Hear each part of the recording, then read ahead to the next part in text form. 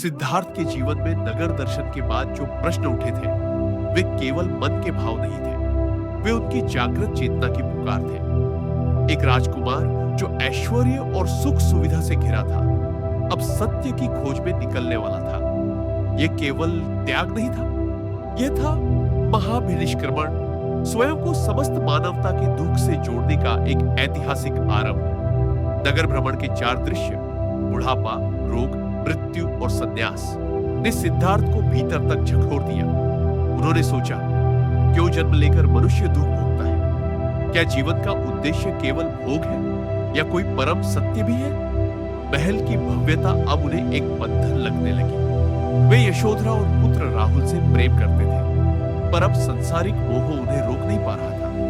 उनकी आत्मा, जो जन्मों से मुक्ति चाहती थी, अब भीतर से उन्हें पुकार रही थी। एक शांत रात थी, पूरा महल गहरी नींद में था। सिद्धार्थ उठे।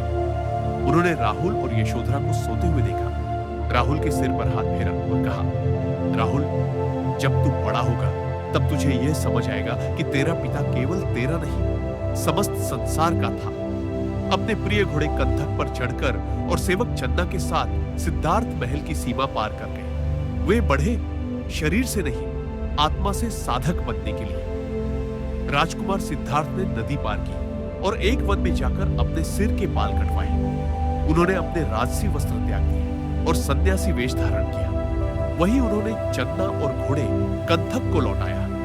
कंथक, जिसने अपने स्वामी से गहरा प्रेम किया था, उसी क्षण दुख में मर गया। चंदा विलाप करता हुआ वापस लौटा। अब सिद्धार्थ कोई राजकुमार नहीं, एक बोधिसत्व थे, ज्ञान की खोज में निकलने वाला एक साधक। सिद्धार्थ ने पहले उस समय के श्रेष्ठ गुरुओं से ज्ञान प्राप्त करने का प्रयास किया। आलार कालाम ने उन्हें आकाशानंत्यायतन की समाधि सिखाई।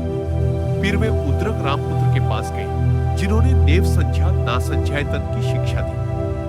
पर सिद्धार्थ ने अनुभव किया कि ये स्थितियां आत्मा को पूर्ण मुक्ति नहीं देती।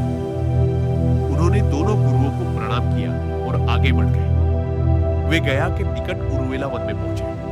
वहां उन्होंने 6 वर्षों तक घोर तपस्या की। भोजन त्याग दिया, सांस रोकने का अभ्यास किया। शरीर अस्थियों का ढांचा बन चुका था।